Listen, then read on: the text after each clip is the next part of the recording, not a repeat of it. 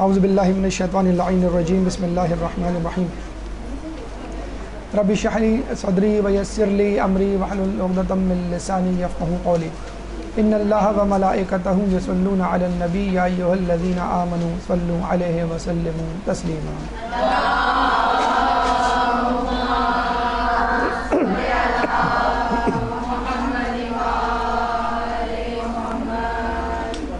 بہترین ذاکرہ بننے کے 100 نکات، 100 مرحلے، 100 اہم ہدایات آپ کے سامنے پیش کی جا رہی ہیں، اور اب اس کا حصہ سویم آپ کے سامنے پیش کیا جا رہا ہے۔ اب تک کی جو گفتگو آپ کے سامنے رکھی گئی اس میں شرائط مجلس، یعنی مجلس پڑھنے کی کیا شرائط ہیں، تیاری مجلس یعنی مجلس کو کس طرح تیار کیا جائے، قبل مجلس تیار کرنے کے بعد سے لے کر مجلس شروع کرنے تک کے مراحل کس طرح گزارے جائیں، اور ابتدائی مجلس یعنی مجلس شروع کرنے کے بعد جو ابتدائی کلمات آپ ادا کرتے ہیں خطبے کی صورت میں، حمد باری تعالیٰ کی صورت میں، فضائل اہل بیت کی صورت میں، فضائل صلوات کی صورت میں، اور موضوع کے اعلان کی صورت میں، اس وقت تک کے مراحل آپ کے یہاں تک پورے ہو جائیں گے۔ اب تک کی گفتگو ان 4 مراحل پر مشتمل تھی اور ہم نے آپ کے سامنے پیش کر دی۔ اب انشاءاللہ 4 مزید مراحل آپ کے سامنے پیش کیے جائیں گے، جس میں 2 مرحلے انشاءاللہ ابھی اس نشست میں آپ کے سامنے پیش کی جائیں گے آج کی تاریخ میں، اور 2 مرحلے انشاءاللہ جس دن آپ کا امتحان ہوگا یعنی اگلی اتوار کو آپ کے سامنے پیش کیے جائیں گے۔ اب اس وقت آپ کے سامنے جو گفتگو پیش کی جا رہی ہے وہ دوران مجلس اور اختتام مجلس، یعنی گفتگو کا 5واں مرحلہ اور گفتگو کا 6واں مرحلہ۔ اس کے بعد انشاءاللہ احتیاطی مجلس اور امراض مجلس۔ دیکھیں 5واں مرحلہ یعنی دوران مجلس وہ مرحلہ ہے کہ جب آپ خطبہ ختم کر چکے ہیں اور آپ کے پاس جیسے کہتے ہیں وافر مقدار میں وقت موجود ہے، تقریباً آدھا گھنٹہ پون گھنٹہ آپ کے پاس ہوتا ہے مصائب شروع کرنے سے پہلے تک، اور یہ وہ وقت ہے کہ جس میں آپ کو بہت ساری باتیں فی البدی ایکسٹمپور بولنی ہیں، اور یہ رٹی رٹائی باتیں نہیں ہوتی، چند باتیں رٹی رٹائی ہو سکتی ہیں نکات کی صورت میں، لیکن بہرحال اس میں آپ کو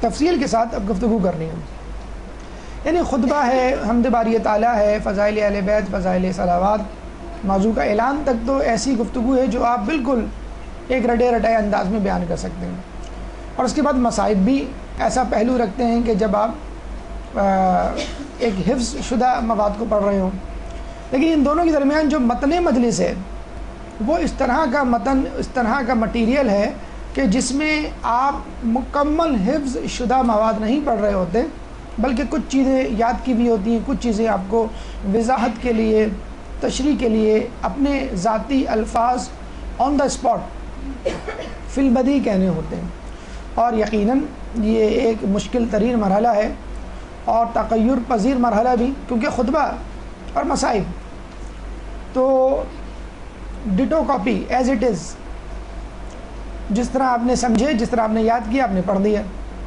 لیکن ظاہر سی بات ہے متن مجلس تو آپ جس طرح چاہیں ایکسپلین کر دیں، جس طرح چاہیں طول دے دیں، جس طرح چاہیں اس کو مختصر کر دیں۔ اور ایک اہم بات اس مرحلے میں ہوتی ہے وہ یہ کہ دیکھیں خطبے کے دوران آپ سامعین کو نہیں دیکھ رہے ہوتے، یا دیکھ بھی رہے ہوتے ہیں تو آپ کی توجہ ان کی طرف نہیں ہوتی۔ مصائب کی طرف جب آپ جاتے ہیں منزل مصائب پر، اس وقت بھی آپ سامعین کی طرف بہت زیادہ متوجہ نہیں ہوتے، نہ سامعین بہت زیادہ متوجہ ہوتے ہیں، بس وہ کربلا کے منظر میں کھو چکے ہوتے ہیں۔ لیکن یہ جو بیچ کا مرحلہ ہے یعنی متن مجلس، ایسا مرحلہ ہے کہ جس میں آپ تھوڑے تھوڑے وقفے کے ساتھ حاضرین مجلس، شرکائے مجلس کو دیکھ رہے ہوتے ہیں، ان کو چیک کر رہے ہوتے ہیں، اور یہ جانچ رہے ہوتے ہیں کہ میرے کلمات، میری باتیں، میرے نظریات، میرے نکات ان پہ اثر کر رہے ہیں کہ نہیں، کہیں تقریر بور تو نہیں ہو رہی، کہیں تقریر جو ہے خشک تو نہیں ہو رہی، کہیں تقریر جو ہے وہ ثقیل تو نہیں ہو رہی، کہیں لوگ سو تو نہیں رہے، تو گھبرا کے بعد وقت آپ نعرے صلوات بھی پڑھواتے ہیں، اور لوگ جب پڑھتے ہیں تو آپ خوش ہو جاتے ہیں کہ ہاں بھائی لوگ جاگ رہے ہیں۔ تو یہ بڑا مشکل مرحلہ ہے، اور یہ وہ مرحلہ ہے جس میں آپ کا اصل جوہر، اصل قابلیت سامنے آتی ہے۔ اس مرحلے میں آپ کو جن جزئی مراحل سے گزرنا ہے، اس میں سب سے پہلے حفظ۔ یاد رکھیے مجلس میں بنیادی حسن آپ کے حفظ کا ہے۔ حفظ آپ کے خطبے کو اچھی طرح ادائیگی میں مدد دے گا، حفظ مصائب میں تسلسل لے کر آئے گا، حفظ متن مجلس کو اچھی طرح ادا کرنے کے لیے ایک اعتماد پیدا کرے گا۔ تو یہ حفظ بہت زیادہ ضروری ہے۔ اگر آپ کو مجلس اچھی طرح یاد نہیں اور فن خطابت سے آپ ماشاءاللہ بہت آشنا ہیں، کوئی فائدہ نہیں۔ کیا حفظ کریں؟ عربی عبارت حفظ کریں، قرآن کی آیات حفظ کریں۔ جتنی آیات قرآنی آپ کو حفظ ہوں گی، اتنے ہی آپ کی مجلس میں ہیرے جڑے ہوئے ہوں گے، نگینے لگے ہوئے ہوں گے۔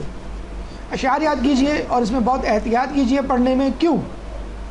اگر آپ آیات قرآنی بھول گئے، اس کا ترجمہ پڑھ دیجئے، ترجمہ بھول گئے، اس کا مفہوم بیان کر دیجئے، روایات بھول گئے، اس کا نقطہ بیان کر دیجئے، مصائب میں ایک آدھ جملہ بھول گئے، کوئی بات نہیں، لوگوں کو نہیں پتہ چلتا۔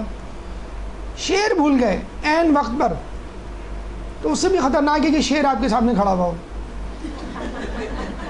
اب ظاہر سی بات ہے، اتنے سارے شعر اگر مجلس میں بیٹھے ہوئے ہوں یا شعرنیاں، تو آپ پریشان ہو جائیں گے کہ بھئی میں یہ شعر کہاں سے لاؤں، ڈھونڈ کر کہاں سے اس کو پورا کروں۔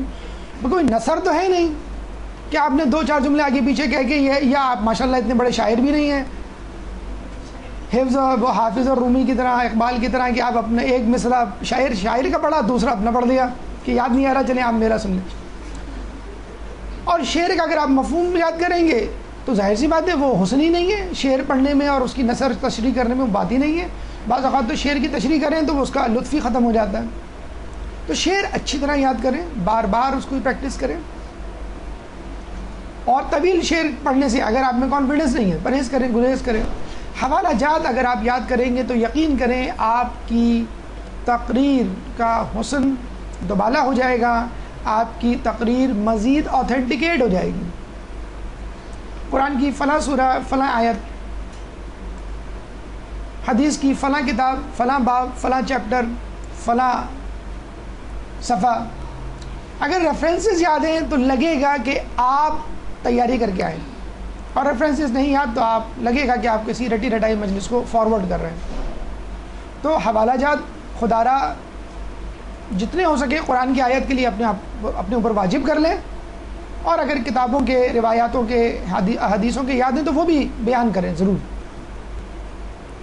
اس سے لگے گا سامنے والے کو کہ حدیث مستند ہے، اور اس سے آسانی ہوگی سننے والے کو مزید تحقیق کے لیے۔ کچھ لوگ ماشاءاللہ پڑھنے پڑھانے والے ہوتے ہیں، وہ مجلس سن کے مزید اس میں ریسرچ کرنا چاہتے ہیں، تو اگر کتاب کا نام حوالہ موجود ہے تو وہ آگے بڑھ سکتے ہیں۔ اگر آپ بھول گئے کیا کریں؟ صلوات پڑھوا دیں، ٹائم آؤٹ لے لیں، اور اس دوران یاد کرنے کی کوشش کریں کہ بھئی میں کیا بھول گیا۔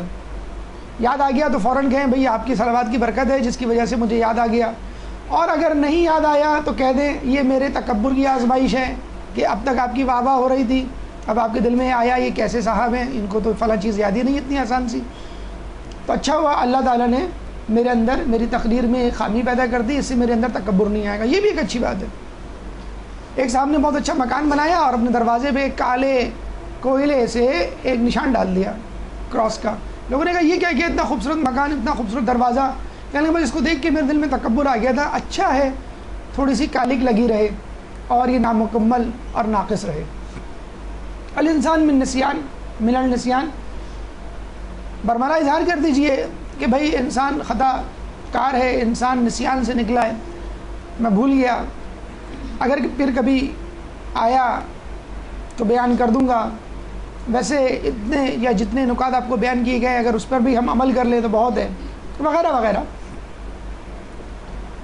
تلفظ، انسان، شرکائے مجلس، علماء، انٹلیکچوئل حضرات، دانشور طبقہ آپ کے تلفظ سے پہچان لیتا ہے کہ آپ نووارد ہیں یا پرانے ذاکر ہے یا ذاکرہ ہے. اگر کسی تلفظ میں کنفیوژن ہو رہا ہے کہ بھئی میں اس کو کس طرح ادا کروں، اس کا عربی تلفظ، عربی لغت میں اس کا لفظ تلاش کر لیجئے. لہو لعب، لہو لعب لوگ کہتے ہیں عموماً اردو میں، لہو و لعب، عربی میں آراب لگائیں آپ تو آپ کو پتہ چل جائے گا. ایسی ویب سائٹس موجود ہیں کہ آپ لفظ لکھیں اس میں آراب لگا دیں گے وہ. تو عربی لغت کی طرف، عربی ڈکشنری کی طرف رجوع کیجئے، تلفظ آپ کو مل جائے گا اور اسی طرح ادا کیجئے. کچھ لفظ ایسے ہیں کہ جن کو ادا کرتے ہوئے بعض اوقات آپ وہ لہجہ، وہ تلفظ اختیار کرتے ہیں کہ جو مستعمل ہے، جو لوگوں میں رائج ہے، کوئی حرج نہیں، اور چاہیں تو اس کا اصلی تلفظ بھی بیان کر دیجئے. شک کی صورت میں دونوں تلفظ بدلا دیں. اگر کوئی مشکل لفظ ہے تو اس کا سلیس اردو میں ترجمہ یا متبادل لفظ ضرور بیان کریں تاکہ سننے والوں میں تمام، دیکھیے مجلس پڑھنا بھی ایک بہت بڑا فن ہے، بہت بڑا کام ہے اس حوالے سے کہ جیسے مدرسے میں مجھے معلوم ہے کہ بھئی ام البنین گروپ ہے، sorry Bibi Zainab group ہے، تو اس لیول میں جو لوگ ہیں وہ 1 سال 2 سال 3 سال پڑھا ہوا انہوں نے مدرسے میں، یہ درس سنا ہوا ہے، یہ روایت سنی ہوئی ہے، مجھے یہ پڑھانا، ٹھیک ہے میں بہت کمفرٹیبل ہوں اس حوالے سے، مجھے کیا پڑھنا ہے کیا نہیں. لیکن مجلس پڑھنے والے کو نہیں پتا کہ سامنے کوئی جاہل اجٹ گوار دیہاتی بیٹھا ہو، اور ہو سکتا ہے کراچی یونیورسٹی کا کوئی پروفیسر بھی بیٹھا ہو. اب دونوں افراد کو اس طرح مخاطب کرنا، دونوں افراد کے لیے ایسے نظریات افکار بیان کرنا، دونوں افراد کے لیے اس طرح کی حکایتیں واقعات مثالیں ڈھونڈ کے، یقین کریں جوئے شعر لانے کے مترادف ہیں. آپ وائرس اینٹی وائرس کمپیوٹر کی مثال دے رہے ہیں، ایک دیہاتی بیٹھا ہوا ہے، ایک عام فہم افراد بیٹھا ہوا ہے، بیچارے اس کو کیا معلوم وائرس اینٹی وائرس کیا ہوتا ہے. آپ کھیت کھلیان کی مثالیں دے رہے ہیں، کراچی میں رہنے والا پروفیسر جو ہے اس کو کیا معلوم کھیت کھلیان کیا ہوتا ہے. تو کوشش کریں اپنی مثالوں میں، اپنی باتوں میں ہشت پہلو رنگ پینٹ کریں، کوشش کریں کہ اس میں جو ہے وہ ہر طرح کے واقعات، ہر طرح کی مثالیں اس میں موجود ہوں. ایک بات بہت افسوس کے ساتھ کہنا پڑتا ہے، اس پہ تو انشاءاللہ کبھی ہوا تو تفصیل کے ساتھ گفتگو کریں گے، پورا درس لیں گے، بلکہ 2-4 دروس اس میں رکھیں گے. زبان کا جو ایشو اس وقت کھڑا ہوا ہے اتنا عجیب و غریب. افریقہ سے ایک صاحب آئے، کہنے لگے زبان کا ایشو، یہ میں لسانی تنظیموں کی بات نہیں کر رہا، میں گفتگو میں جو زبان استعمال ہوتی ہے، زبان کا ایشو. ایک صاحب آئے، وہ محتمم تھے کہاں کے مسجد کے کسی افریقہ میں کسی ملک میں آئے، کہنے لگے کہ ہمیں کوئی ایسا عالم دین چاہیے جو اردو اور انگلش میں دونوں میں تقریر کرے. چلیں ٹھیک ہے، یہ بات بھی بہتر ہے، مناسب ہے، کوئی مذائقہ نہیں 2 زبانوں میں. کیسے؟ ہم نے کہا، انہوں نے کہا کہ وہ آدھی مجلس اردو میں پڑھے گا اور آدھی انگلش میں. عجیب و غریب مرغوبہ ہم لوگوں نے بنایا ہوا اپنی گفتگو کو کہ وہ آدھی گفتگو اردو میں کرے گا یا انگلش میں کرے گا. اس کے بعد کیوں بھائی؟ کہنے کہ ہمارے نوجوان جو اردو نہیں سمجھتے. اب بیچارے ذاکرین علماء نے بھی اپنا ٹرینڈ چینج کر لیا ہے. بہت سے افراد انگلش کے الفاظ کی اتنی بہتات کرتے ہیں صرف سامعین کو متوجہ کرنے کے لیے، کمفرٹیبل بنانے کے لیے، ایک انڈرسٹینڈنگ پیدا کرنے کے لیے، کہ ماحول تو شاید صحیح ہو جائے اور آپ کی انڈرسٹینڈنگ پیدا ہو جائے، لیکن بہرحال ایک زبان کا جو حسن ہے، فن خطابت کی جو جسے کہتے ہیں کہ الف بے ہے، وہ بگڑ جاتی ہے. مثلا آپ جو ہے وہ گفتگو کرتے کرتے ایک دم سے انگلش کا لفظ بول دیں، چاہے وہ کتنا ہی اچھا کیوں نہ ہو، اب وہ اس سے لگا نہیں کھاتا، میچ نہیں کرتا جسے کہتے ہیں نا. تو بہتر یہ کہ پہلے اردو کا لفظ بول دیں، اور آپ سمجھ رہے ہیں کہ بھئی لوگ جو ہے نہیں سمجھ رہے تو اس کو متبادل انگلش لفظ بول بیان کر دیں. کچھ لوگ بلا وجہ انگلش کے الفاظ ڈال کے اپنی تقریر کو ماڈرنائز کرنے کے چکر میں، جدیدیت لانے کے چکر میں خطابت کا حسن جو ہے وہ زائل کر دیتے ہیں. تو مجمع کو دیکھ کے تعین کیجیے. صادق صاحب یاد ہے، آپ نے کبھی نہیں سنے ہوں گے ان کے منہ سے الفاظ. اب ماشاءاللہ آسٹریلیا میں دنیا گھوم رہے ہیں اب وہ اپنی مجلس میں تقریر میں گاہے بگاہے انگلش کے ورڈز بول دیتے ہیں، اس میں کوئی قباحت نہیں مجمع کو دیکھ کر. لیکن مجمع جو ہے وہ نہیں سننا چاہتا، فرض کر لیں انگلش، آپ اس کو اردو میں بیان کریں سارا. مجمع نہیں چاہتا کہ عامیانہ زبان استعمال ہو، وہ چاہتا ہے فصیح و بلیغ استعارے، تشبیہات، تمثیلات، اشعار سے مزین آراستہ گفتگو ہو. ٹھیک ہے، آپ اس طرح کی گفتگو، یہ دیکھیں یہی آپ کا فن ہے، یہی آپ کا اثاثہ ہے کہ آپ کے فن خطابت میں، آپ کی گفتگو میں اتنا کمال ہو کہ جس طرح کا مجمع ہو آپ پہچان لیں. مجمع انگلش زدہ تقریر پسند کر رہا ہے، یا مجمع فصیح و بلیغ اردو ادب کی زبان استعمال کرنا چاہ رہا ہے آپ سے، یا مکمل انگلش، یا جیسا بھی ہے. تو مجمع کو دیکھ کے اندازہ لگا لیجئے، یہ آپ کی جسے کہتے ہیں مہارت ہے. چاہیں تو بانی مجلس سے پوچھ لیجئے اور پھر اس حساب سے اپنی تقریر کو تیار کیجئے. تو یہ بہت امپورٹنٹ ہے، بہت اہم ہے، انگلش، عربی یا فارسی، کہ جب الفاظ ادا کریں تو خدا را اس کا تلفظ بہت اچھی طرح نوٹ کر لیں. چاہے آپ کو اس کے لیے تھوڑی تکلیف اٹھانی پڑے، ڈکشنری کھولنی پڑے. بعض لوگ سمجھانے کے لیے کوئی انگلش کا لفظ بول دیتے ہیں اور اس کا پروننسیشن اتنا غلط ہوتا ہے کہ وہ سننے والے کو بہت ہی بعض اوقات وہ سمجھ نہیں پاتے. اسی طرح عربی میں اور فارسی میں الفاظ کچھ ایسے ہوتے ہیں کہ جن کو اگر انہی کے تلفظ سے ادا کیا جائے تو اس کا حق ادا ہوتا ہے، ورنہ نہیں. ایک جو چیز دیکھی گئی ہے، جب آدمی ممبر پہ بیٹھتا ہے، خطبہ بھی پڑھ لیتا ہے، جو چند رٹے رٹائے ابتدائی الفاظ ہوتے ہیں وہ بھی یاد کر لیتا ہے، اور جب باری آتی ہے اس کے اپنے ذاتی اکاؤنٹ کی، یعنی اب آپ کو اپنی طرف سے بولنا ہے، تب وہ بیچارہ پریشان ہو جاتا ہے کہ میں اپنے الفاظ کہاں سے لے کر آؤں. میں نے آیات رٹ لی، روایات رٹ لی، خطبہ حفظ کر لیا، اب میں اپنی باتیں، اپنی تشریحات، اپنی توضیحات کہاں سے بیان کروں؟ یہ کون افراد ہیں؟ یہ وہ افراد ہیں جو مبتدی ہیں، نووارد ہیں، ابھی داخل ہوئے اس فیلڈ میں. کن کے ساتھ ہوتا ہے؟ جو انجان مجموعے کو فیس کر رہے ہوتے ہیں، ایک اجنبی ماحول ان کے سامنے ہوتا ہے، نامکمل تیاری جسے کہتے ہیں. ان کے ساتھ تو خیر ہونا بھی چاہیے، ان کی سزا ہے کہ آپ نے نامکمل تیاری کیوں کی. اگر کوئی جائز جواز نہ ہو، سستی کاہلی اس کا سبب ہو، اچھا آئندہ جو ہے آپ تیاری کر کے آئیں. غیر متوجہ مجمع، یعنی مجمع متوجہ ہی نہیں ہے، بار بار گھڑی دیکھ رہا ہے کہ ٹائم زیادہ ہو گیا ہے، بار بار جو ہے وہ گھڑی دیکھ رہا ہے کہ بھائی کیا کرے، یا آپ کی تقریر بور ہے تو مجمع متوجہ نہیں ہے، بچے کے رونے کی آوازیں آ رہی ہیں، باہر کھیلنے والے بچوں کی، لڑکوں کی آوازیں آ رہی ہیں، وغیرہ وغیرہ. علاج کیا ہے؟ جو مبتدی افراد ہیں ان کے لیے تو سمپل سا رول ہے کہ مسلسل تدریجاً مشق کریں اور بالکل نہ چھوڑیں. اگر مجموعہ متوجہ نہیں ہے تو یہ ہو ہی نہیں سکتا کہ ایک فرد بھی متوجہ نہ ہو. کم از کم ایک فرد، زیادہ زیادہ 2 4 15 افراد آپ کی طرف ضرور متوجہ ہوں گے. تو آپ کوشش کیجئے جو متوجہ افراد ہیں ان کی طرف دیکھ کر مجلس پڑھیے.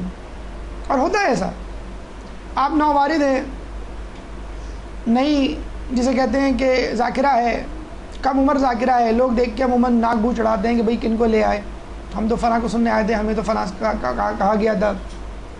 تو متوجہ نہیں ہوتے، وہ آپس میں خسر پسر کر رہے ہوتے. بعض اوقات درس میں بھی دیکھا گیا ہے کہ بھئی ہمیں نہیں سننا ان کا یہ درس، اور یہ سنایا ہے اور یہ پرانی باتیں ہیں.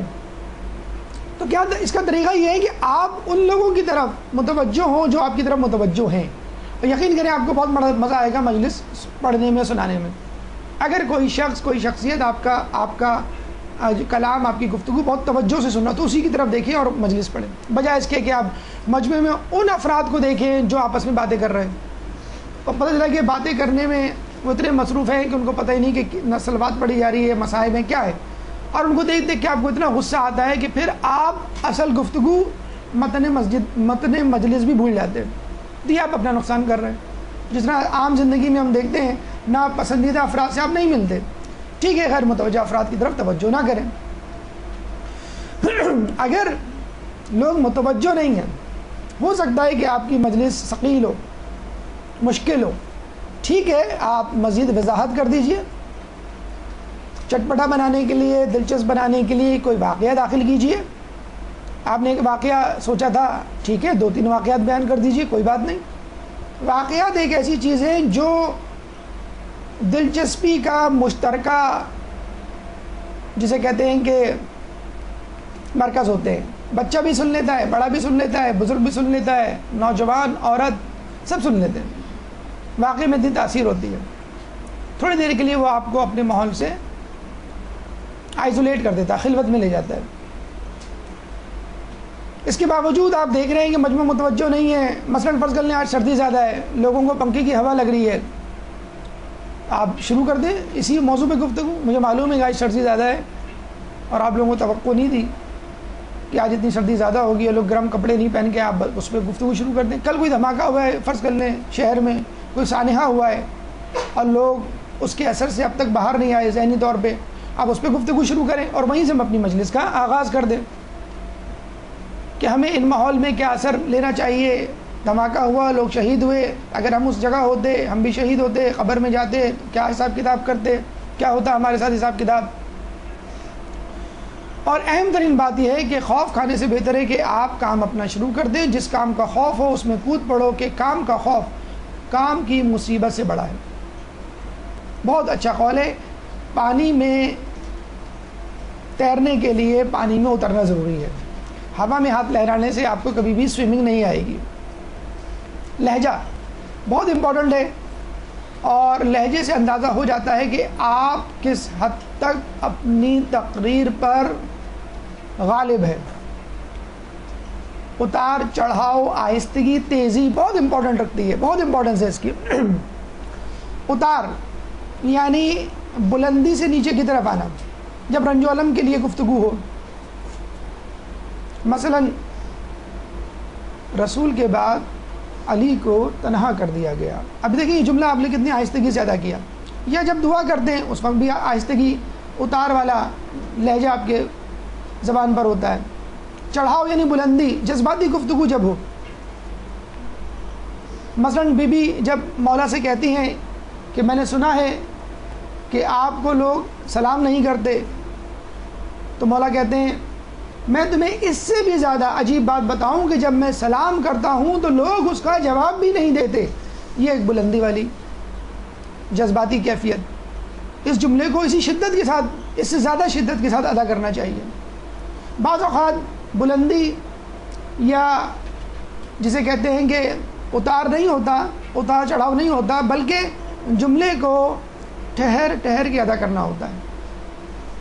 مثلا جنگ صفین میں ابن عباس نے مولا کو مصلی بچھاتے ہوئے دیکھا تو پوچھا اس حالت جنگ میں نماز. یہ آپ نے جملہ بہت اچھی طرح آہستہ آہستہ، ارے اسی نماز کے لیے تو جنگ کر رہا ہوں. ایک دم سے آپ کی گفتگو میں تیزی آ گئی. تو سوال پوچھنے والے کا انداز الگ ہوتا ہے، جواب دینے والے کا انداز الگ ہوتا ہے. جو اصل کلام ہے اس کو ادا کرنے کے لیے اسی طرح کا اتار چڑھاؤ ضروری ہوتا ہے.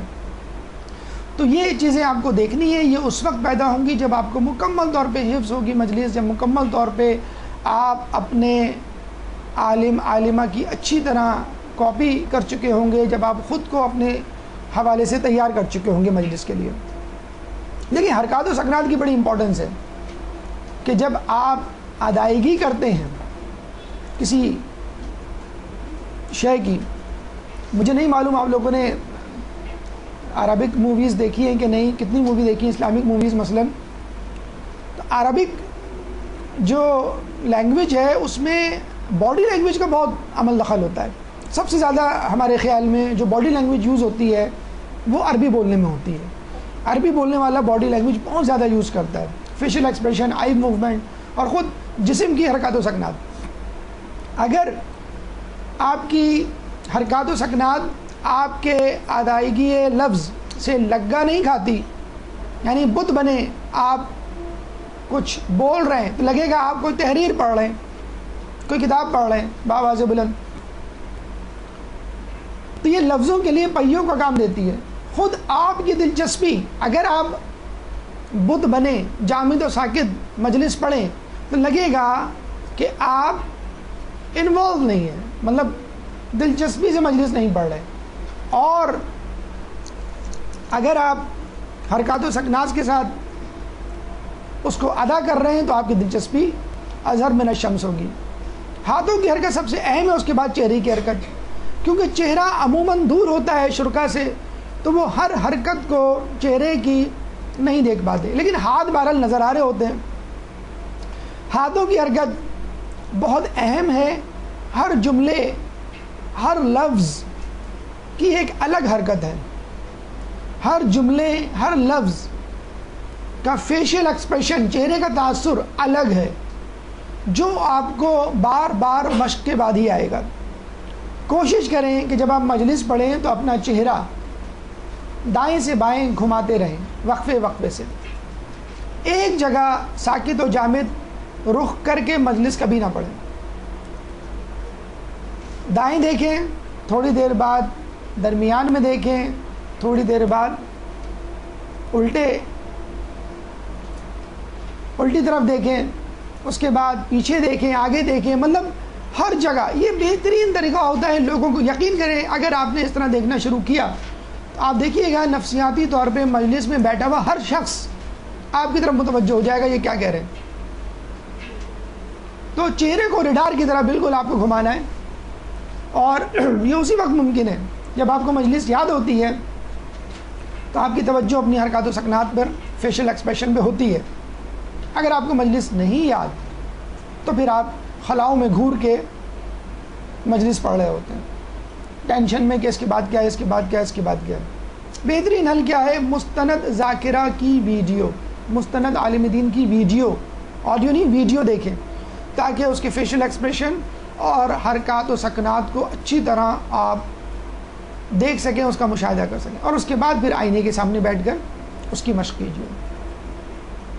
کعبے کس منہ سے جاؤ گے غالب, شرم تم کو مگر نہیں آتی. لگتا ہے کہ وہ یہی شعر پڑھ رہے ہیں. تو یہ ہاتھوں کی حرکت, فیشل ایکسپریشن, آپ خود ہی اندازہ لگا لیتے ہیں یہ کیا بول رہے ہوں گے. سکنات کا مطلب ہے جیسچر. ایک تو ہوتا ہے باڈی لینگویج یعنی موومنٹ, اور ایک ہوتا ہے جیسچر. جیسچر کا مطلب آپ کس طرح بیٹھے ہوئے. ممبر پہ بیٹھنا خود بہرحال ایک اہم ترین عنصر ہے. لوگ عموماً اگنور کرتے ہیں, لوگ عموماً اس سے کام لیتے ہیں, غفلت سے. ٹیک لگا کے بیٹھنا تو انتہائی بے ادبی, گستاخی ہے. بہت زیادہ آگے جھک کر بیٹھنا بھی مناسب نہیں. کمر کو سیدھی رکھ کے بیٹھنے کا کہا جاتا ہے جب ٹی وی اینکر نیوز پڑھ رہے ہوتے ہیں. مجلس میں ممبر پہ بیٹھنے کا طریقہ یہ ہے کہ آپ تھوڑا سا آگے جھکیں تاکہ مائک آپ کے سامنے ہو اور تھوڑا سا ادب کا اظہار ہو. اگر آپ ٹیک لگائیں گے تو تکبر کا اظہار ہوگا. اگر آپ آگے بہت زیادہ جھک جائیں گے تو ذلت و حقارت کا اظہار ہوگا. اور اگر آپ سیدھی کمر کے ساتھ بیٹھیں گے تو بھی اپنے اوپر حد سے زیادہ خود اعتمادی کا مظاہرہ کریں گے. تھوڑا سا جھکاؤ ہو, بہت زیادہ نہیں, تھوڑا سا, تاکہ ایک ادب جھلکے, جس طرح آپ اپنے والدین کے سامنے بیٹھتے ہیں. دوران خطبہ اپنے ہاتھ گھٹنوں پر ہوں یا ملے ہوئے ہوں, پاؤں کا فاصلہ نماز کی طرح ہوں. اچھا, اس میں حرکات و سکنات کے حوالے سے مردوں کے لیے تو حرکات و سکنات کی بڑی گنجائش ہوتی ہے, لیکن خواتین عموماً اس طرح کی حرکات و سکنات کو نہیں اپنا سکتی خاتون ہونے کے ناطے. تو بہت زیادہ حرکات و سکنات سے بھی پرہیز کریں, جس سے آپ کی شخصیت پہ, جسے کہتے ہیں کہ لوگوں پر آپ کی شخصیت کا برا اثر پڑے. دیکھیں, چہرے کی تاثرات بڑی اہمیت رکھتے ہیں.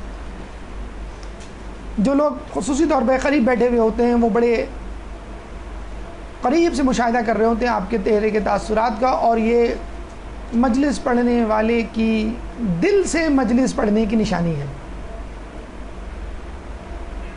کہ جب معجزات اہل بیت کی باری آئے تو اس کی آنکھوں میں چمک پیدا ہو جائے, لوگوں کی بے وفائی کا تذکرہ کرے تو چہرے پر خفگی آ جائے, معاشرے کی بے حسی کا رونا روئے تو دانت بھینچ لے غصے سے, حالات حاضرہ سیاست پہ گفتگو ہو تو طنزیہ مسکراہٹ, اور جب مصائب کربلا ہو تو چہرے پر اداسی اور آنکھوں میں نمی, اور جب ظہور امام زمانہ کی بات ہو تو آنکھوں میں چمک.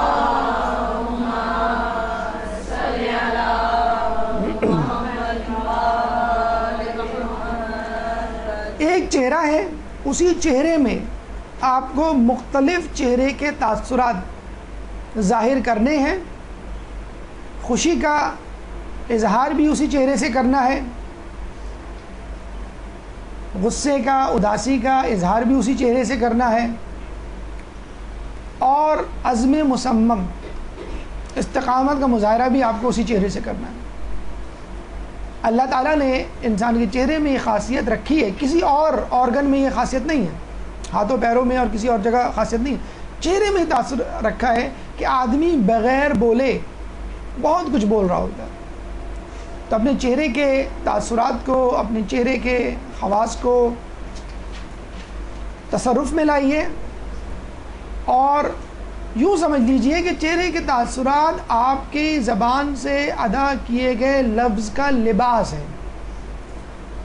جتنا زیادہ تاثر ہوگا لفظ کے ساتھ، اتنا ہی وہ لفظ با ادب با لباس ہوگا. نگاہوں کی بڑی اہمیت ہے، عموماً لوگ توجہ نہیں دیتے.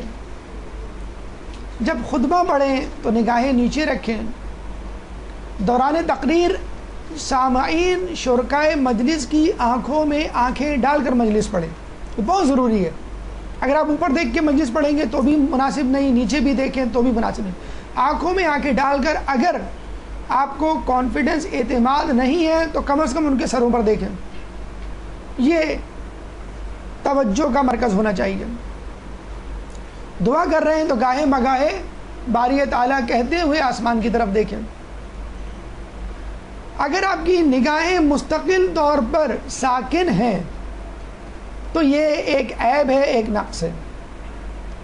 مستقل طور پر اوپر نگاہ حافظے کی کمی کی علامت ہے. مستقل طور پر نیچے دیکھنا اعتماد میں کمی کی علامت ہے.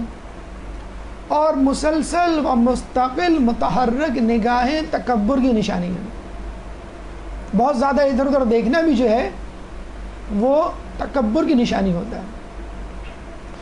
تو اپنی نگاہوں کو بھی اپنے چہرے کے ساتھ، اپنے جسم کے ساتھ، اپنی لفظ کی ادائیگی کے ساتھ، اپنی تقریر کے ساتھ یکسو اور مشترک رکھنا ہے، تاکہ تمام اجزاء چاہے مادی ہوں چاہے روحانی ایک ساتھ ادا ہو. لقمے کے بہت سے اسباب ہیں. لقمہ یعنی مجلس کے بیچ بیچ میں جو آپ جملہ ٹانکتے ہیں، سانس لینے کے لیے بھی ہو سکتا ہے، متوجہ کرنے کے لیے بھی ہو سکتا ہے، یا لوگوں کی دلچسپی معلوم کرنے کے لیے بھی ہو سکتا ہے. مثلا بات کرتے کرتے اگر آپ سمجھ رہے ہیں لوگ دلچسپی نہیں لے رہے، اچھا بھائی جو میری بات سے متفق ہوں وہ صلوات پڑھیں.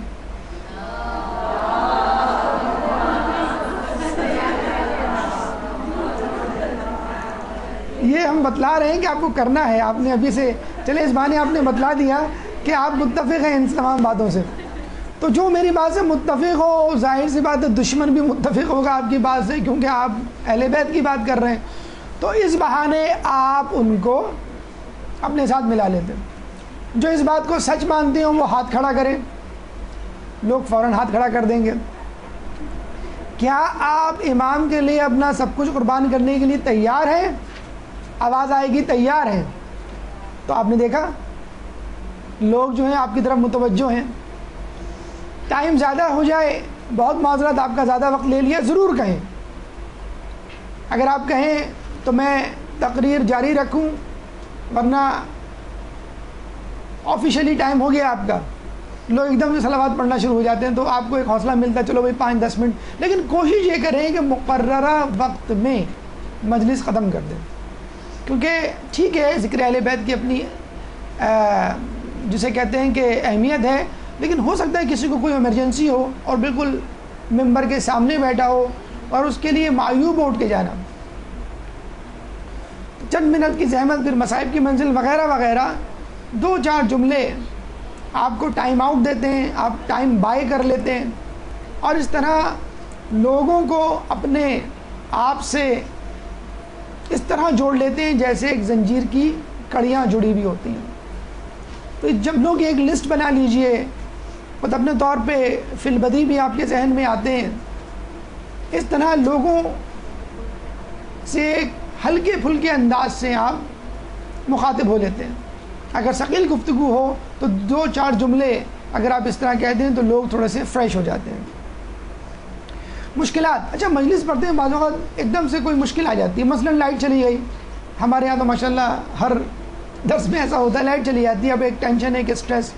درس میں تو چلے کوئی بات نہیں, مدرسے میں کوئی مسئلہ نہیں, ممبر پہ آپ بیٹھے ہوئے, کوئی باہر کا شور فرض کر لیں, کوئی رکشہ گزر گیا بلکہ وہیں خراب ہو گیا آپ کے مجلس کے باہر جہاں مجلس ہو رہی ہے, بچہ کوئی رونا شروع کر دیا. اب آپ کو سنبھالنا ہے مجلس کو, ماحول کو بگڑنے سے بچانا ہے.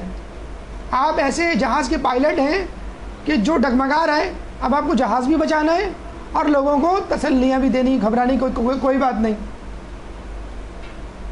لائٹ چلی جائے, بہترین جملہ جو ہمارا آزمودہ نسخہ بھی ہے, زہد یہ کسی چیز کے آنے کی خوشی ہو نہ جانے کا غم. مولا علی کا قول ہے.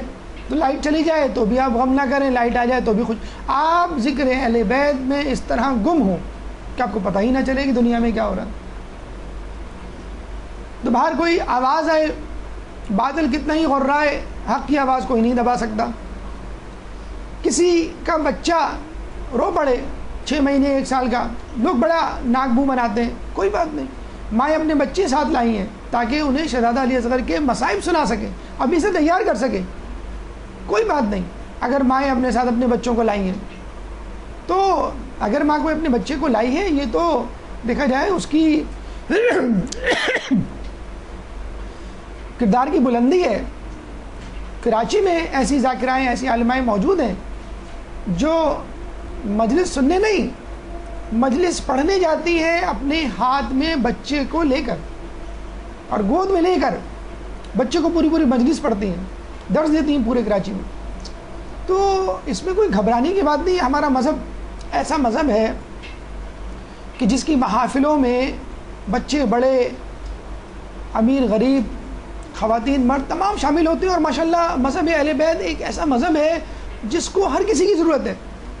بچے یہ نہیں کہہ سکتے میں جوان ہو جاؤں, جوان یہ نہیں کہہ سکتے تو جوانی کے مزے لے لوں, بوڑھے یہ نہیں کہہ سکتے بھائی اب تو وقت نہیں. سب کے لیے اللہ تعالیٰ نے میدان کربلا میں آپ دیکھ لیجیے 6 مہینے کا بچہ علی اصغر ہے, اس کے لیے ایک الگ مصائب کا ٹکڑا ہے. 6 مہینے کے بچوں کے لیے درس کربلا موجود ہے. 96 سال کے بزرگ کے لیے حبیب ابن مظاہر جیسا شخص موجود ہے. 17 سال کے 13 سال کے لڑکے کے لیے علی اکبر کی صورت میں ایک شخص موجود ہے. جس نے اب تک کچھ نہیں کیا وہ حر کی طرح اپنے آپ کو توبہ استغفار کے لیے پیش کرے اور اللہ کی طرف رجوع کرے, اور بی بی زہرا کا رومال جو ہے وہ تحفے میں لے کر جائے. تو ہماری مجالس میں الحمدللہ تمام لوگوں کے لیے گنجائش موجود ہے. کوئی یہ نہ کہے کہ بھئی اس صنف کے لوگ, اس عمر کے لوگ, اس لیول کے لوگ, اس اسٹیٹس کے لوگ اس مجلس میں آئیں, یہ ایسا نہیں ہے. اچھا بعض اوقات ہوتا ہی ہے کہ مجلس کی ایمرجنسی تو نہیں, آپ کی ذاتی ایمرجنسی ہو جاتی ہے. مثلا آپ کی طبیعت ناساز ہے, اگر آپ یہ سمجھتے ہیں کہ بھئی 2-3 دن میں طبیعت سنبھل جائے گی تو ٹھیک, اگر آپ یہ سمجھتے ہیں کہ نہیں سنبھلے گی تو آپ منع کر دیں رائٹ اوے. ورنہ کسی کو مغالطے میں رکھنا, پریشانی میں رکھنا اور عین موقع پہ منع کر دینا زیادہ مصیبت باعث بن سکتا ہے. اگر کوئی ہلکی پھلکی بیماری ہے, نزلہ زکام, احتیاط سے کام لیں, دوا مشورہ لوگوں سے لیں.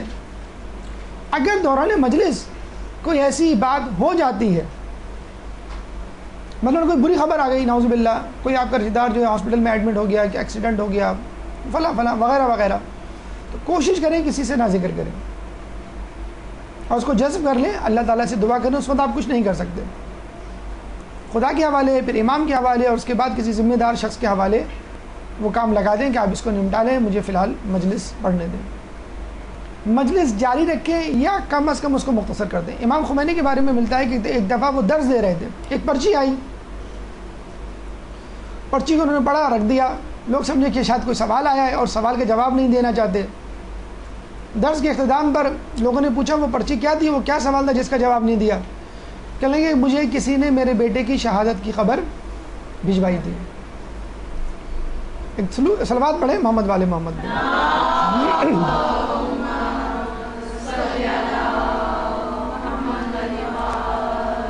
تو دیکھیں یہ ہے اہل بیت سے محبت کہ آدمی اپنا غم بھول جائے. اکثر یہ جملہ سنتے ہیں نا آپ کہ خدا کوئی غم نہ دے سوائے غم حسین کے. بس یہی ہے مقصد, یہی ہے پیغام جو ہمیں مجلسوں سے لے کے اٹھنا ہے کہ کوئی بھی مصیبت آئے مصائب اہل بیت کو یاد کریں, کسی مشکل میں پھنسے کربلا کو یاد کریں. تو کربلا سے بڑی مصیبت, کربلا سے کڑی آزمائش کسی پر نہیں آ سکتی, اور ہم تو غیر معصوم, ہم پہ جتنی مصیبت آ جائے کوئی بڑی مصیبت نہیں. یہی پیغام ہے عزاداری کا کہ اپنے اوپر آنے والی ہر مصیبت کو کربلا کی مصیبت سے ہیچ سمجھو. اچھا, وقت کی بڑی اہمیت ہے. کچھ لوگ جب یہ دیکھتے ہیں کہ مجلس بڑی اچھی جا رہی ہے, مجمع بڑا خوش ہے, بڑا پرجوش ماحول ہے, تو وہ بس پوری عمر کا تجربہ علم بس ایک ہی مجلس میں سنانے کی کوشش کر دیتے ہیں, ذاتی واقعات اور نصیحتیں مشورے وغیرہ وغیرہ. اب ظاہر سی بات ہے ہر انسان کا ایک ٹیمپرامنٹ ہے, ہر انسان کی ایک طبیعت ہے.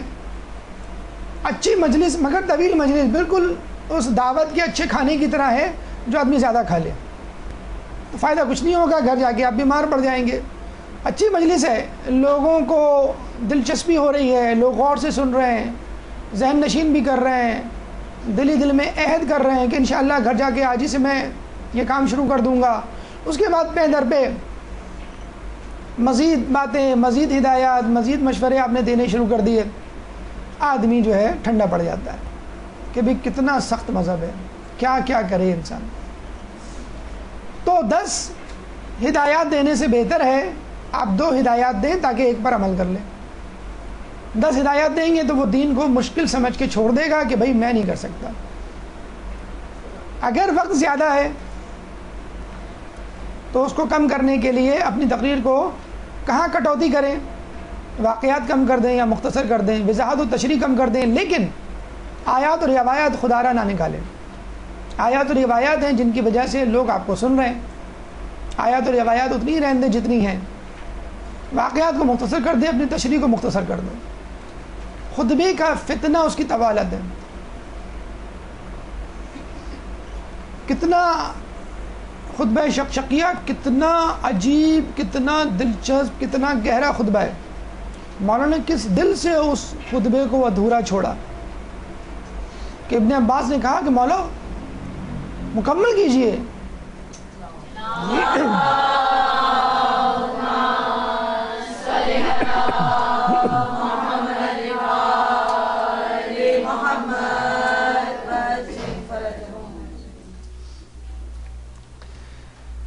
زہد یہ ہے کہ کسی کے چیز کے جانے کی کا غم ہو, نہ کسی چیز کے آنے کی خوشی.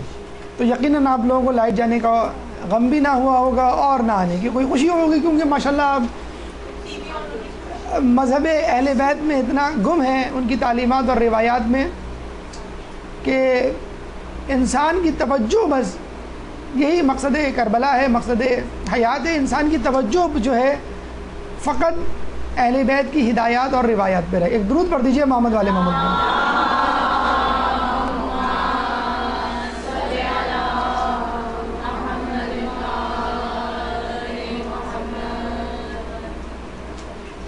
یہ میرے خیال میں کوئی جا کر یہ ان کو بتلا دے کہ یہ ڈسٹرب ہو رہا ہے LCD, وہ آگے ٹھیک کر دیں گے. آپ میں سے کوئی جا کر آفس میں بتلا دیں.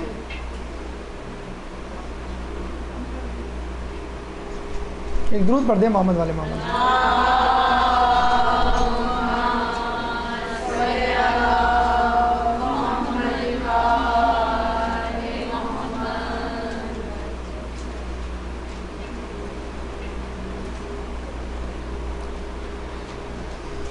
تو اس میں جو آپ کو مختلف گھڑیاں نظر آ رہی ہیں, اس کا دکھانے کا مقصد یہی ہے کہ ہر ایک کا اپنا ماحول, اپنی زندگی, اپنا روٹین اور اپنی گھڑی ہوتی ہے. ہو سکتا ہے کہ آپ پورا دن مجلس سننے سنانے میں گزار دیں اور کسی کے پاس اتنا وقت نہ ہو, کہ وہ مزید آپ کو کچھ وقت دے سکے.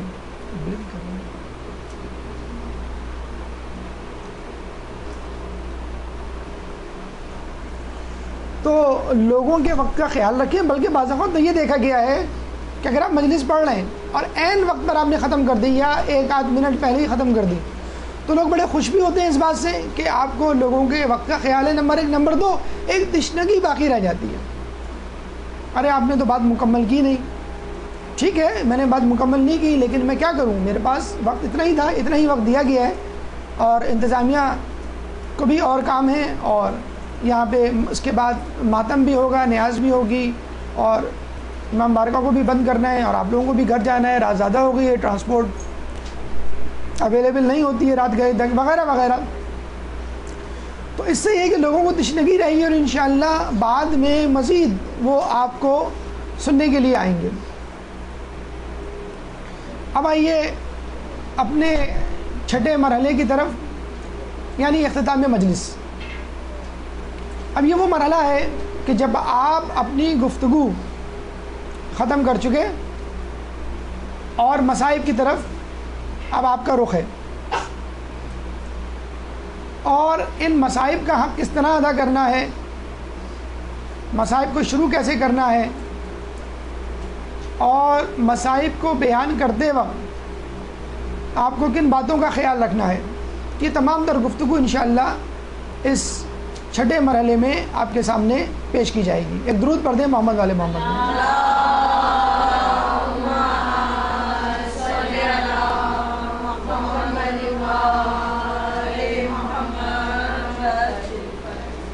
مصائب کی منزل ہے چھٹا مرحلہ اور یہی وہ مرحلہ ہے کہ جہاں درس اور مجلس میں فرق واضح ہو جاتا ہے. درس میں مصائب نہیں ہوتے, مجلس میں مصائب ہوتے ہیں اور یہیں پہ پتہ چل جاتا ہے کہ آپ کے اندر کتنا خلوص ہے. جو شخص خود نہ رو سکے لوگوں کو نہیں رلا سکتا, جو شخص خود نرم دل نہ رکھتا ہو وہ لوگوں کے دلوں کو نرم نہیں کر سکتا. اور یہی وہ امتحان ہے جس میں سے آپ کو گزرنا ہے. ہو سکتا ہے شروع میں آپ کو دشواری ہو, پریشانی ہو اور سب سے زیادہ مشکل مرحلہ غالباً لوگوں کے ساتھ یہی ہوتا ہے. خطبہ اور متن کی مشق کرنے کے بعد کافی حد تک اس کی خامیاں دور ہو جاتی ہیں لیکن مصائب کے لیے ایک عرصے تک آپ کو کوشش کرنی پڑتی ہے. میرے خیال میں یہ مسئلہ موجود ہے, اگر آپ میں سے کوئی جا کے دوبارہ ان کو یاد دہانی کروا دے.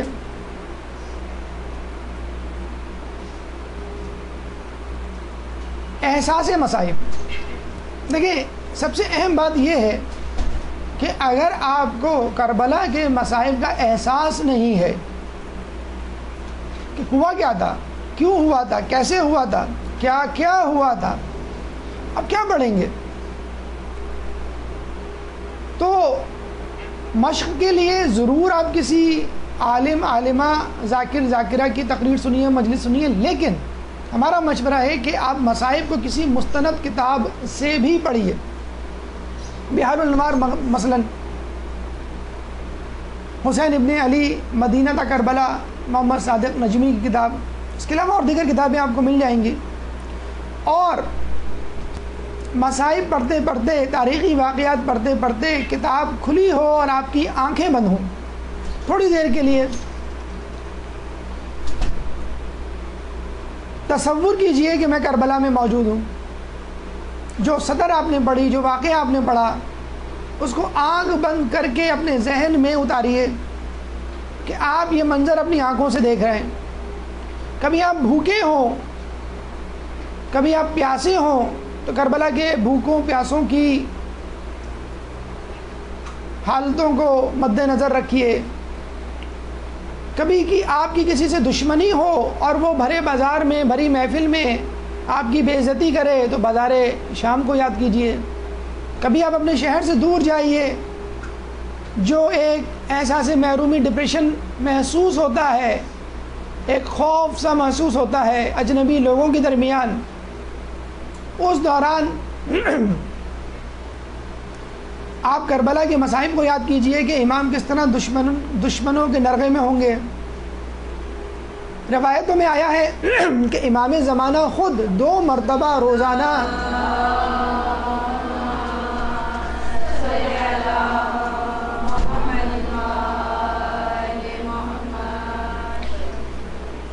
روایتوں میں آیا ہے کہ امام زمانہ خود 2 مرتبہ روزانہ اپنی آنکھوں سے کربلا کے مصائب کا مشاہدہ کرتے ہیں. کس دل سے کرتے ہوں گے, کس پرنم آنکھ سے کرتے ہوں گے, کیا رقت طاری ہوتی ہوگی. آپ بھی کوشش کر کے دیکھ لیجئے, کم از کم مصائب پڑھتے ہوئے, مصائب سنتے ہوئے تھوڑی دیر کے لیے غور کیجئے, تھوڑی دیر کے لیے تصور کیجئے کہ آپ کربلا کے میدان میں اہل بیت کے خیموں میں اہل بیت کے ساتھ وہاں موجود ہیں. بی بی سکینہ, بی بی زینب, سید سجاد, امام مظلوم, شہزادہ علی اکبر, شہزادہ علی اکبر آپ کے آس پاس ہی موجود ہوں. بس یہ منظرنامہ پیدا کرنے کے بعد پھر کسی چیز کی ضرورت نہیں کہ آپ کو کوئی رونے سے روک سکے. تو مصائب کربلا کو کسی مستند کتاب, کسی تاریخی کتاب, کسی تفصیلی کتاب سے پڑھیے اور آنکھ بند کر کے اس کا مشاہدہ کرنے کی کوشش کیجیے, اس کے بعد اس کی مشق کیجیے. تو آپ کو مصائب میں مزید مشق کرنے کی ضرورت نہیں پیش آئے گی. اطلاق مصائب بڑا اہم ہے. آپ جو ہیں وہ مصائب پڑھ کر آگے بڑھ جاتے ہیں کہ فلاں کے ساتھ یہ ہوا, خواتین کے ساتھ یہ ہوا, بچوں کے ساتھ یہ ہوا, مردوں کے ساتھ یہ ہوا. خود شرکائے مجلس پر اس کا اطلاق کیجیے. شہزادہ علی اصغر کے مصائب پڑھیں تو کسی ماں کو مخاطب کر کے اس کے بچے کو اس کے سامنے لا کر لاگو کر کے اطلاق کر کے مصائب پڑھیں. شہزادہ علی اکبر کے مصائب پڑھیں تو کسی باپ کی نوجوان اولاد کی مثال دے کر مصائب پڑھیں. عباس علمدار کے مصائب پڑھیں تو کسی کے بھائی کو مثال بنا کر پیش کریں. بی بی زینب کے مصائب پڑھیں تو کسی کی بہن کی مثال دیتے ہوئے مصائب پڑھیں. تب کہیں جا کر حاضرین محفل, شرکائے محفل کو احساس ہوگا کہ کربلا کے میدان میں کس کے ساتھ کیا گزری. ایک درود پڑھ دیجئے محمد والے محمد.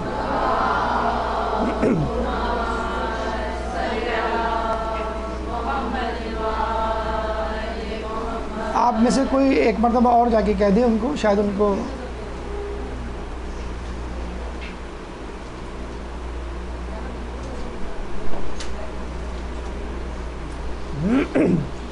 ہمارے پاس اصل میں وقت بھی کم ہے تو مجبوری ہے اس کو اس طرح آگے بڑھانا. اطلاق مصائب کے بعد استنباط مصائب, یعنی مصائب ہم کہاں سے لیں. اگر آپ کو مشق کرنی ہے تو بہترین طریقہ یہ ہے کہ آپ مستند عالم دین سے سنیں, کیونکہ سننے میں, مستند عالم دین سے سننے میں نہ صرف یہ کہ آپ مستند مصائب سنیں گے بلکہ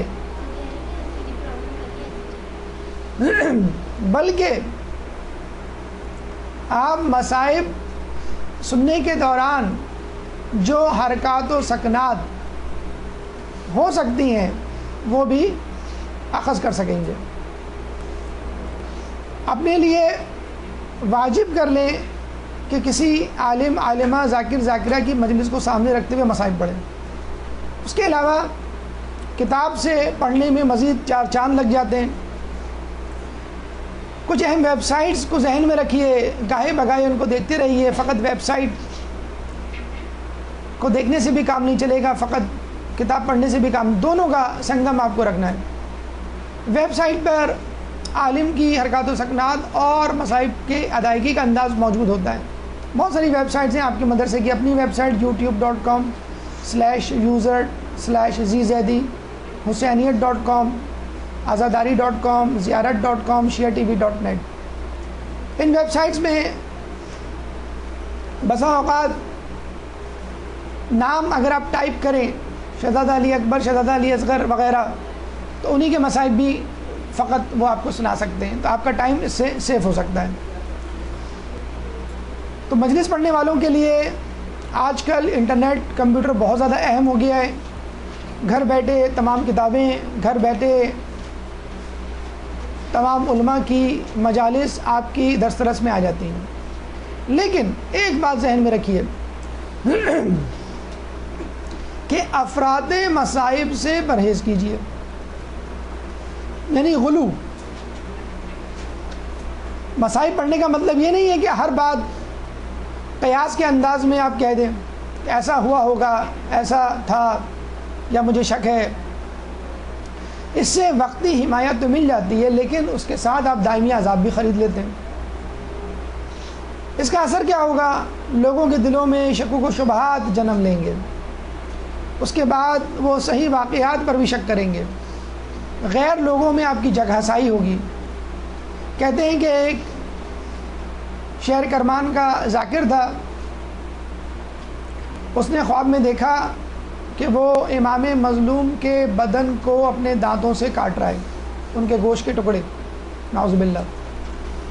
عالم دین آقا محمد علی سے بیان کیا، عالم دین نے سر جھکا کے تھوڑی دیر تفکر کیا، پھر سر اٹھا کے کہا کہ کیا تو ذاکر ہے؟ اس نے کہا ہاں۔ اس نے کہا یا تو روایتوں کو مستند کتابوں سے پڑھ یا ذاکری چھوڑ دے۔ تو اگر آپ اپنی خود ساختہ بنی بنائی روایتوں کو پڑھیں گے، قیاس آرائی سے کام لیں گے، آپ دیکھ لیجئے امام مظلوم کے ساتھ آپ کیا سلوک کریں گے۔ بہترین طریقہ، بہترین مستند کتابیں اور مستند عالم جو ہیں وہ اس کا جواب ہے۔ اتصال مصائب، مصائب پڑھنے سے پہلے اس کی تمہید باندھیے، کوئی تاریخی واقعہ بیان کریے۔ مثلا شہزادہ علی اکبر کے مصائب اگر آپ پڑھ رہے ہیں تو امیر مختار نے جو عمر سعد اور پسرے عمر سعد سے جو انتقام لیا تھا، اپنے چیف کو، کیسان کو بھیج کر، وہ بیان کیجئے۔ اس میں 5-10 منٹ کا تسلسل روانی ہے، اس بہانے لوگوں کا ذہن تیار ہو جاتا ہے مصائب سننے کے لیے۔ اس کے علاوہ بحار الانوار خود علامہ مجلس کی بہترین کتاب ہے، 10 جلدوں پہ مشتمل، اس کی تلخیص آ چکی ہے۔ ویسے تو 110 جلدیں ہیں۔ جو ذاکری کا شعبہ اپنانا چاہتے ہیں، اپنی زندگی میں آگے اوڑھنا بچھونا بنانا چاہتے ہیں، وہ اپنی ذاتی لائبریری میں کم از کم ان 10 جلدوں کا جو اضافہ ضرور کریں۔ حسین ابن علی ہم بتا چکے ہیں۔ ایک اور کتاب مدینہ کربلا، محمد صادق نجمی کی، جس میں تاریخی واقعات ہیں، مختصر کتاب ہے، تقریباً 300 صفحات کی، تمام واقعات مصائب کربلا اور مظالم کربلا اور تاریخ کربلا کے آپ کو اس میں مل جائیں گے۔ انداز مصائب، عموماً 2 انداز سے مصائب ادا کیے جا سکتے ہیں، ایک نثری انداز جو کہ مروجہ ہے اور آسان ہے، اور ایک شعری انداز جو لحن کی صورت میں پڑھا جاتا ہے، پرانا ہے، اور پرانے علماء اکثر اس کو ادا کرتے ہیں، تھوڑا سا مشکل ہے۔ اگر آپ کوشش کر سکیں تو ٹھیک ہے، ورنہ بہتر یہ ہے کہ نثری انداز میں جو کہ مروجہ اور آسان طریقہ ہے اس کو اپنائیں۔ مصائب پڑھتے وقت کوشش کریں آہستہ پڑھیں تاکہ لوگ جذب کریں۔ بالکل ایسے ہی ہے کہ کسی پودے کو آپ پانی دیں اور بہت سارا پانی دے ڈالیں، کسی کام کا نہیں۔ مصائب آہستہ پڑھیں تاکہ لوگ سکون سے سنیں، سمجھیں، جذب کریں، اور پھر رقت ان پر طاری ہو۔ ہر لفظ، خصوصی طور پر مصائب کے حوالے سے یہ بات کی جاتی ہے، ہر لفظ کی پوری قوت و شدت کے ساتھ ادائیگی ہو۔ صوت مصائب، یعنی مصائب جب آپ پڑھتے ہیں تو آپ کی آواز میں ایک تبدیلی رونما ہوتی ہے، آواز کو، الفاظ کو کھینچ کے ادا کیا جاتا ہے، آواز رند جاتی ہے۔ یقین کیجیے اگر مصائب میں آپ گریہ نہ کر سکے تو فکر کیجیے، فکر کا مقام ہے، لیکن مصنوعی طور پر اس کو ادا نہ کریں۔ قدرتی سوز ایک مصنوعی پوز سے بہتر ہے۔ یہ نہ دیکھیں کہ مصائب پڑھتے ہوئے آپ کی آواز، آپ کا چہرہ یا آپ کی حالت کیا ہوتی ہے، بس یہ ہدف رہے کہ میرے مصائب اہل بیت سے، میری تقریر سے، میری مجلس سے، میرے 2 جملوں سے اگر کسی کی آنکھ میں، ایک آدمی کی آنکھ میں بھی آنسو آ گیا تو بقول روایت کے مطابق آپ پر جنت واجب ہو گئی۔ یہ روایت ہم شروع میں بیان کر چکے ہیں آپ کے سامنے۔ گریہ فضائل کے اعتبار سے بیان کیجئے۔ مصائب کے دوران اگر آپ نے گریہ کی اہمیت بیان کی، مصائب حسین پر، مصائب کربلا پر رونے کی، گریہ کی کیا فضیلت، کیا ثواب ہے، اس سے لوگوں کا گریہ 2 بالا ہو جائے گا، دوگنا ہو جائے گا۔ ایک تو یہ ہے کہ آدمی حساس طبیعت ہونے کے ناطے، انسان ہونے کے ناطے، نرم دل ہونے کے ناطے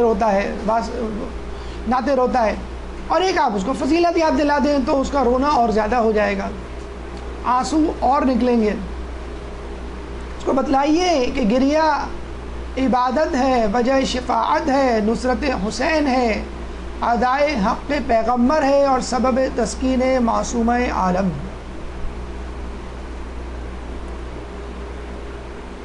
تو فضائل گریہ کو مصائب کے دوران اسی طرح بیان کریں جس طرح آپ صلوات پڑھواتے وقت صلوات کے فضائل بیان کرتے ہیں۔ کچھ لوگ مصائب کے لیے واقعات کی جزیات پر توجہ نہیں دیتے اور شاید اس کو غیر اہم سمجھتے ہیں، لیکن دیکھا جائے تو یہی وہ جزیات ہیں جو آپ کو رلاتی ہیں۔ امام مظلوم کا 7 قدم آگے جانا، پھر پیچھے ہٹنا، حضرت عباس علمدار کا مشکیزہ، رخصت علی اکبر، خیمے کا پردہ اٹھنا اور گرنا، بی بی سکینہ کے گوشوارے، بی بی زینب کی چادر، امام مظلوم کا نوکے نیزے پر تلاوت قرآن، بیمار کربلا کا گرب، یہ وہ جزیات ہیں جو انسان، شقی سے شقی انسان کو رلا دیتی ہیں، اور اس میں کسی کمی کا اظہار نہ کیجیے۔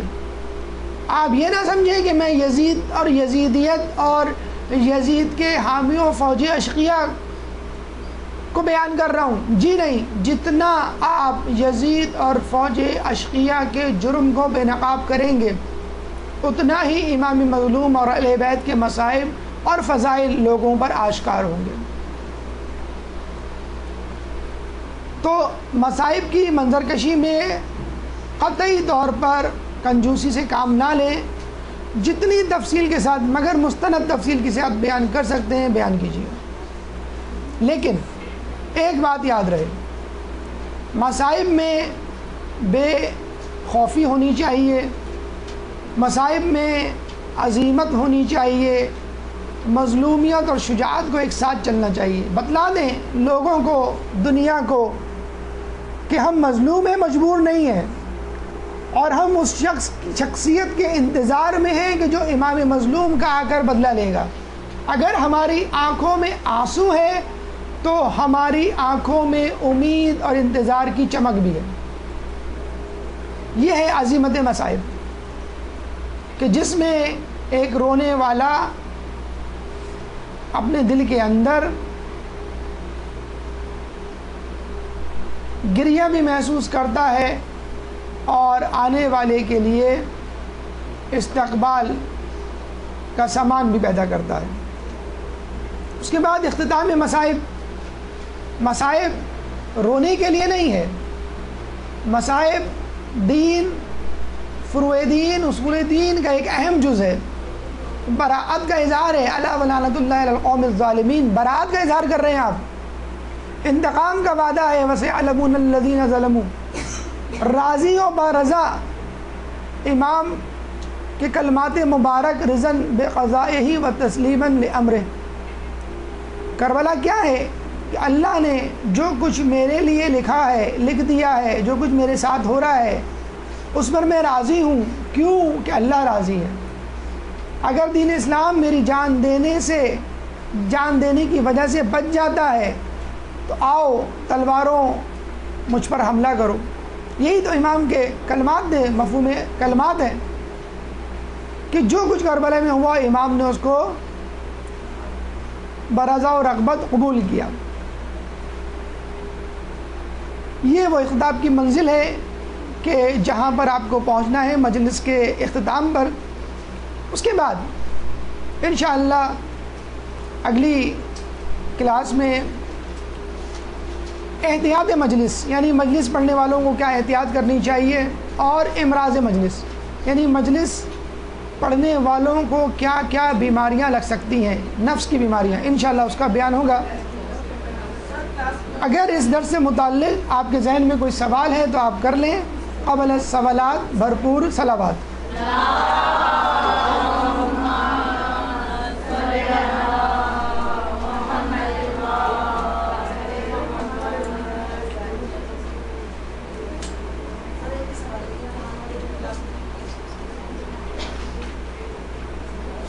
اس موضوع سے متعلق اگر آپ کے ذہن میں کوئی سوال ہو تو آپ پوچھ سکتے ہیں.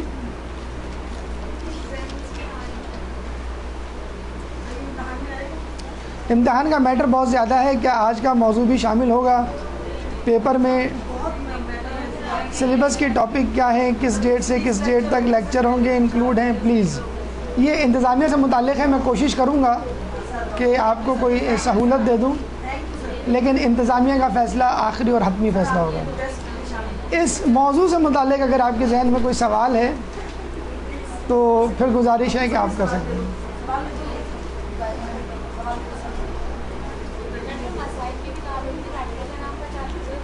محمد صادق نجمی.